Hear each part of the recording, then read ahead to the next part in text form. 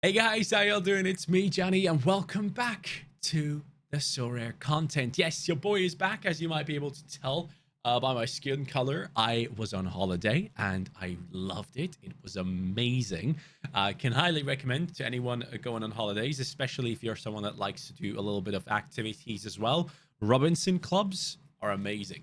But yeah, we were in Crete in Greece in a Robinson club there, and man, that was a joy. But anyways, let's get to the topic of today. Today, I want to do a little bit of a recap before the new European season starts. I want to look back and see how we have done this season in terms of rewards.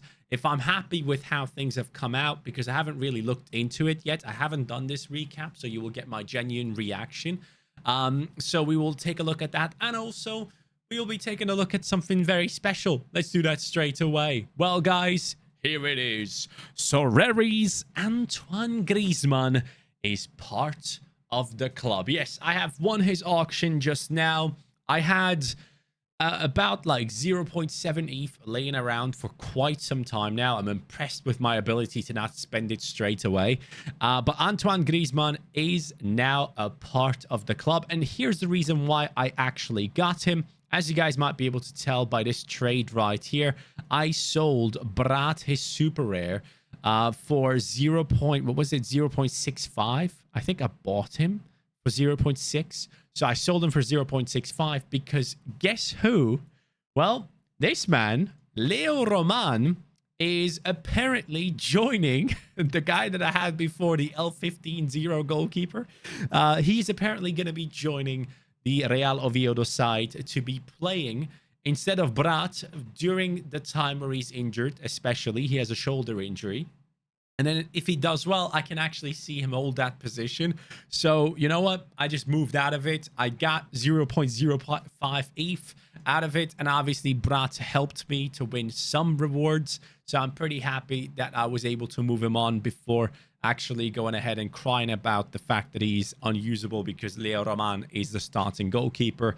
That was a risk I just wasn't willing to take, so I just moved him on at the time. So yeah, that ETH has been sat in the account for quite some time, and at first I was like, hey, maybe I should be looking for another super rare goalkeeper, but I have Zidane. I'm fine with that. Zidane is fine. He's a great goalkeeper, especially when Eibar isn't struggling, especially during a certain period of time. Last season, he was doing a great job. But Antoine Griezmann is now part of the club. Now, obviously, as you guys know, Griezmann has been incredible for Atletico Madrid. He has been linked. He has been linked to the likes of the Saudi League, of course. Who isn't linked to the Saudi League these days? But apparently, as Fabrizio Romano says, he is only focused on Atletico Madrid. He is very much wanting to stay and stick around. And I personally think if Griezmann moves, it has always been MLS. As far as I know, Griezmann is amazed with American culture. So he wants that lifestyle over there in America. I can see him one day playing for one of the LA clubs or even going ahead and playing with Messi at Miami. Who knows? But for me, this is a huge purchase, obviously. He is a forward with amazing a forward that can get you some incredible scores, obviously. And I was lacking one last one before we go back into the talk about the rewards and how things have gone last season. These are my forwards right now as we speak. So in terms of actual top class usable players, we now have Griezmann. We have Salah, we have Tadic, who are already three incredible forwards. We have Mehdi Taremi, who is extremely reliable. Hopefully he stays at Porto. As things stand, I'm hearing that he's going to stay, so hopefully that is very much true. He apparently had offers from Saudi as well, but has basically come out and said that he doesn't want to go over there. He wants to play Champions League football. That is amazing. Cenk Tosun is obviously a super rare, which I'm very happy with. I think Besiktas is going to do really well next season. Cherki is class, just has scored against his next opponent as well. I believe he's playing for France right now. He's on 80 after 80 minutes. This kid is just so freaking good. How has he done here? He has not created big chances, has not missed a big chance either. But generally speaking, he's just doing a great job. I love Cherki. I'm very excited about what's going to happen with him in this upcoming season. Let's see where he stays. If he stays at Olympique Lyon, fine with me. But yeah, he's a great one to have. Gift Orban, we're going to see what happens with him. If he stays at Ghent, that would make me very happy, actually. I'd love for him to stay there and play for one more season and actually get a full season of goals. Musiala's Golden Boy is obviously great. Jimenez, Wirtz, those are the ones that we have now that are all very much usable. Origi, I'm waiting for him to get a move. Mbuku is still one for the future. Hopefully he gets a move where he actually is able to play, but Augsburg seems like wants to hold on to him. Hopefully he can break out next season. That'd be a great thing. He didn't cost me much anyways. I can't remember what I traded him for. What did I trade him for at the time? Oh, I mean, yeah, ETH average is now 219 euros. It's fine. It's totally fine. It's not something that I'm going to cry about. So pretty happy with that one. Now I feel like I'm actually set in terms of forwards. That is great. So let's go into the topic here. Let's press OK on this one. And let's go ahead onto my collections as well for later on in case we want to check it out in a bit. But let's go ahead and check out how things have gone for us this season. So when we go into the Sorare SO5 stats, I actually first of all need to find out what was the first game week of this season. Let me just go on to Kirktrue and see. First game week of this previous season was, I believe, sometime August, right? That's where mostly we should be looking at, like game week 300. Okay, so let's go down to game week 300 and see how we have done. Game week 355, 349, 300. There we go. So this is basically exactly the point where I basically was playing America still. But then moving on from there, I guess this is where like the European season started for me. And looking back at it, so how many tier zeros do we have? We have Sheshko, that's one. We have, let's see, who else? One tier 0, one tier 0, still only one tier 0. 2, Formosa Mendy. It took me from like game week 300 to 340. That's 2. Then Puig straight after. That's 3. 3 tier 0s. That's still 4. Joe Willis. That's 4 star rares. And we are pretty much done, I believe. Yep. 4 tier 0s.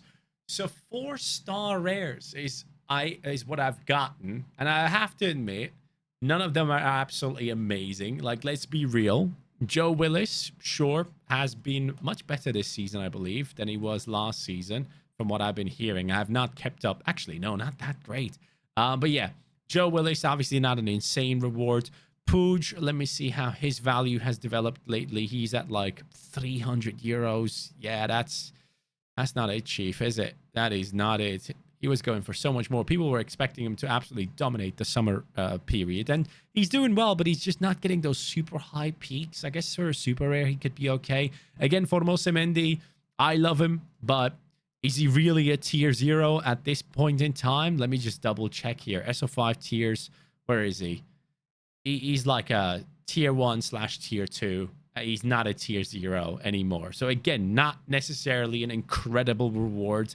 Going down the list again, I think Sheshko was the one that was genuinely a tier 0 at the time that I was like, oh yes, this is great. He's obviously going to Leipzig now, so it's going to be interesting to see how he does there. But he also only goes for like 430 euros at this point. So generally speaking, in terms of the star rares, we haven't really had that much of a great output, in my opinion. I'm not amazed by the stuff that we have gotten there. If I look back at a year of playing, a full season of playing Sorare, and I'm looking at Sheshko as my best reward in terms of like value, that's not great, is it? So let's go back into here again and just see if there is anyone that I won that turned out to be great, despite being on the lower tier. So Branthwaite was a quality one. I was very happy with him. He's selling for 84. Wow, that is mad. Okay, cool. Interesting to see. Anyone else that actually turned out great? Gabri Vega. I won him as a tier 2. He was amazing, right? He turned out to be a great player. 291. What did I sold him for like 235. That's not too far off his value right now. And his scores haven't been, I mean, yeah, I basically sold him right around here somewhere. his scores have not been that great, huh? I mean, he's playing for the Spain under 21s. I guess that kind of might have ruined his scores there at the end. But generally speaking, he's very talented, but he's not necessarily a dominating player that should be that highly priced, in my opinion, at least not yet. Bayer was definitely one of my better rewards. He was amazing. I was very happy with this card. He brought in some great scores for sure. So Bayer, definitely one of the better rewards in terms of SF5 usage. After that, Ndiaye was class. This is one that I actually might be interested in picking up a super rare. He has gotten some great scores. Now, don't get me wrong, he has a couple of stinkers in there. But generally speaking, he's a quite talented player. And I believe he's going back to Olympique Lyon. But from what I can see right here, Olympique Lyon 2. Ooh, that would not be good. So again, that maybe didn't turn out that great. Brat was a really good one. I was very happy about winning that card specifically. Did I win any rewards with this card, though? Let me see. I did. Whoa. He won me like 0.5 ETH by himself. Is that what it is? No, not by himself. Sorry, I'm getting that wrong. But he played a part in winning a couple of rewards. 0.01, if anything, is what he won me. Again, not that great once again. Formos Semendi, I've been very, very vocal about how much I love this card, how much I love him as a player. He has been absolutely amazing in general on this game. I think at the time I sold him, though. I'm pretty sure I sold him straight away for the most he has ever gone for, basically. Yeah, 979 euros at the time was crazy, and I bought him back at 165, which is amazing to see that graph. But yeah, first time I'm actually selling high, buying low. But yeah, Puig, again, not that great in terms of his turnout on my gallery, in terms of winning rewards. Luke Shaw, that was that game week where things were broken. Aguirre Zabala was one I won. He goes for 400 euros still. I don't know if he's going to actually start next season. I don't think he is, because Unai Simon has not moved yet. So again, looking at all this, man, generally speaking, I think last season was a disappointment. I'm not seeing that many great things in there. Now, I'll be honest, winning these super rares has been great. I'm pretty happy about winning these super rares. I'm sad about selling Trevisan, though, because he has recently started back-to-back games. And you can just see this guy's great. It makes no sense. Like, why is he not constantly playing? I want his super rare. Obviously, a super rare of this card would be great. But then again, I'm not playing Asia or America. This Palson guy, how is he doing right now? He has... Okay, I sold him right basically there. And then he got an 81. I was upset. But these scores don't make me upset at all. But yeah, generally speaking, the super rares that I've won, Zvigala, Benkovic, I'm actually semi-excited about. The rest is obviously gone. But it has not been that great of a season. I haven't won that many great cards. I haven't done so well in the in terms of like setting my lineups up, having a plan and following it. And that is something that I'm realizing when I look at this page. I just see that I've done a lot wrong. Like a lot I've done has been very wrong when it comes to how I planned out my stuff. And I'm glad that I'm making those mistakes, because at the end of the day, this gallery is not called learning through failure for no reason, guys. I have failed many, many times, but I am still in it. I'm still absolutely loving it. And yeah, the plan is here. The plan is set. Let me show you how the lineups are looking right now. I think it was game week 369 where I had these lineups for the future set up.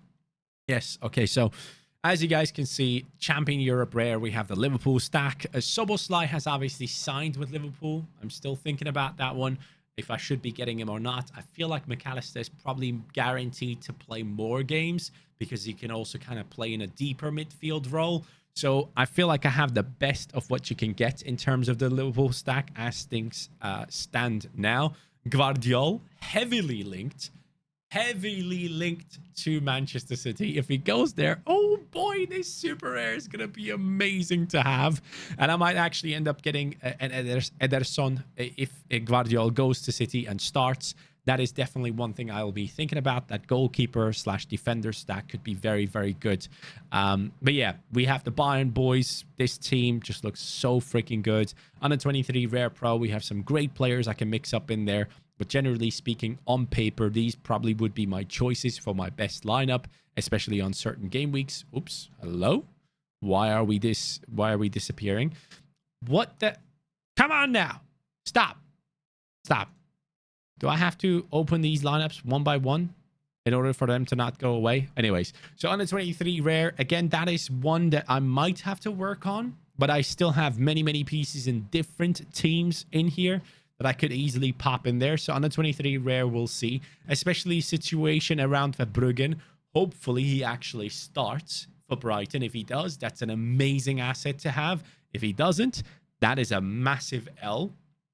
So I'll have to get myself another on 23 goalkeeper at that point. Hopefully that won't be a thing I have to do. Cap 270 rare. I mean, look at that team. It's an amazing team.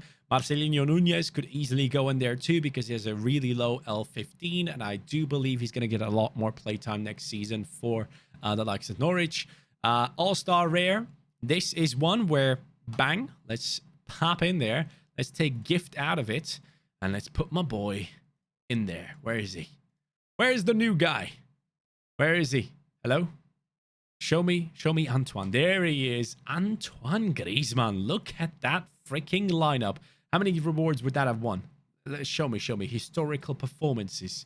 Any where they actually play together, please. There we go. Game week 375. That's a decent little tier 2 action. Game week 373. That's another reward. Let's see. 2 times out of 8 times where they play together, they have 1 rewards. Interesting. Okay. This time 0 out of 8, but it seems like some players just didn't play. I want to see a period where all of them actually played. Seems like it's been quite hard to match these guys up. There you go. Hey, would you look at that? 4th position in All-Star Rare. Not bad at all. That is a lovely little squad. But yeah, generally speaking, guys, I'm actually extremely happy with how the gallery is looking at the moment. The Feyenoord stacks are ready. The Benfica boys are ready. The Liverpool lads, the Bayern Munich lads, the under 23s. I don't think my gallery has ever been stronger going into a season. And I'm actually so madly happy about the fact that I have not played the summer period. I'm sorry, Laird. I'm sorry. I'm just going to say it the way it is. I'm extremely happy about not having played the summer period and not having watched MLS games and Asian games and all that stuff. All I'm seeing, my friends are playing.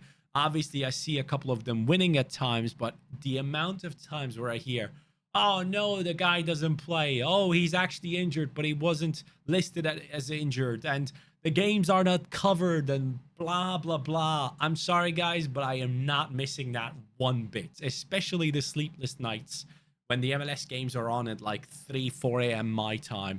I'm just happy that I'm not having to go through that again. I'll just be straight up with that. And honestly, in terms of like gallery value as well, like things are going up, which is great, right? We are at like 38,707 right now. That is probably wrong because Griezmann for some reason is listed at like 500 euros. Makes no sense. Griezmann has literally been sold for over 1,000 lately. I don't know why he's that low. Tadic, 500 euros? Really? No, he's also like 1,000. I don't know what the hell is going on here, but some things are clearly wrong. Highest to lowest yesterday. Szymanski seems like he has been picked up a couple of times here for a decent price. Thanks, Nepenthes. We obviously have Trent, who is like flying up in value. He's basically going for like 0.9 ETH. Probably will go up to like 1 ETH very, very soon if things keep going up. Arda Güler, he is being sold for more, 1,100 again. So I'm just generally speaking looking at all this, and I'm very happy with how the gallery value is set. A lot of these players' valuations are not correct. I would never sell Cenk for 400 euros. I would never sell Lavia for 560, Almeida and all these guys. So let's not put too much value on the actual roster valuation there, because it is a little bit different from what they are actually worth to me personally. So yeah, we'll see what happens there. But guys, again, I'm pretty much ready. I was thinking for the next season, if Guardiola goes to City, I probably will be building a City stack. So just a little bit of info for you guys. If he does go to City, I probably have to build into Manchester City for sure. That is an easy path for me to follow and a very strong one as well. But if Guardiola doesn't join City, I was thinking maybe I'm going to go and get myself a Dortmund stack. Because again, as I said before with Bayern Munich as well, I do strongly believe that the Bundesliga is going to be a lot weaker next season on the lower end. So the lower half of the league table, I think those teams are going to get smashed next year because Bayern is going to be ridiculously strong and Dortmund, I think, are going to be very strong as well. So I was thinking like someone like Kobel, someone like Niklas Süle. So these guys could be very good to have. Niklas Süle, again, I think for this price, he brings you great scores. And then obviously Schlotterbeck could be a very good option. So Kobel, Süle, Schlotterbeck, and then Brandt is one I was thinking about. So Julian Brandt, obviously, I already have, so I wouldn't have to buy him. I think Julian Brandt is going to be great next season as well. I think Haller is going to be dominating next year. I think he's going to get a lot of goals next season for this Dortmund side.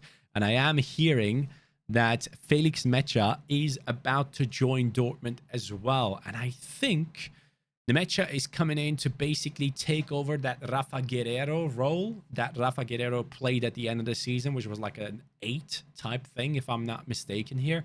So in Mecha in the 8, alongside Julian Brandt with a CDM in there that they are still trying to sign. Edson Alvarez deal seems to be off, so we're going to see what happens there, as they are also looking to possibly extend with Emre Can, I believe. I don't know in what capacity Emre Can is going to be playing for Dortmund next season, but for a super rare, those scores are great. For a rare, probably not as much, but yeah, it is what it is. But yeah, Dortmund could be an interesting stack to build, but if Guardiola goes to City, I think it's clear what I need to do.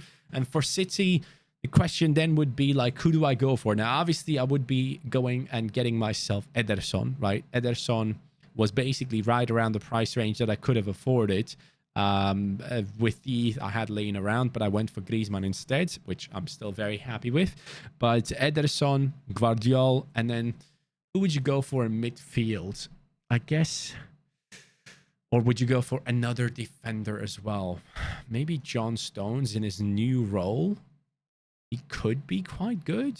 John Stones could be reaching some very, very high scores in his new role in that midfield position. Or you just go for the simple one and just get Ruben Dias alongside Guardiola, and you get these amazing, amazing scores from him. So that could be an easy, easy choice. Harvard Bellis is actually back at City. Oh, that's going to be interesting. I wonder if he gets any playtime. But yeah, Guardiola obviously would be the one to try and replace Nathan Ake, become the next one in that position. Moving on from that, I think in midfield, Rodrigo would make a lot of sense because Kevin De Bruyne, as amazing as he seems to get injured too many times for me. So I think Rodrigo, who is a bit more consistent in terms of playtime, he could be the one. But then again, he doesn't have those insane high scores that De Bruyne can get to. I believe De Bruyne has a couple of hundreds. Oh no, he doesn't actually, but he does get a lot of in between the 70 to 90 range. Yeah, you'd have to think about who to get there in midfield for sure. I mean, Kovacic has joined them as well now. Grealish, decisive dependent probably. Probably Rodrigo would be the one. So Ederson, Ruben Dias, Rodrigo. And then in terms of attack, good luck. Because I'm not buying a Haaland. That is one of those players I want to win. Like Haaland, Mbappe, Kimmich, those are players I desperately want to win. So I'm looking at this and thinking, I don't know what to do here. I'm upset that Phil Foden is not counted as like a forward or something like that. Would have been much better. But yeah, that City stack might have to be playing with a forward that is not actually from City. So maybe use someone like Griezmann. So yeah, thinking about all those things. But yeah, generally speaking, looking back at how things have gone in terms of SF5 in the previous season, I'll look back at all of this and I can say I'm not necessarily pleased with it. If I go down the list even more and we take a look at what I've won in the previous year to that, Onana was a huge one. Takaoka was a huge one. Those are still two players who would have been great. But we can see that the list isn't that long. So Takaoka, Onana, are probably still some of my best rewards. Probably Onana as we speak, especially due to the links to Manchester United, is probably the best reward I have ever won. If I am not mistaken, I'm going through the list one more time, but I think he's the one. So after playing Sorare for so long and absolutely loving it, I'm only realizing now that the best player I've won is Onana. I mean, we got to do better, lads. And we will do better. We will 100% do better. And I cannot wait for that time to come. I cannot wait to pop in these lineups and just have so much fun with this game. I cannot wait. So yeah, we'll see how things go. Thank you so much for watching.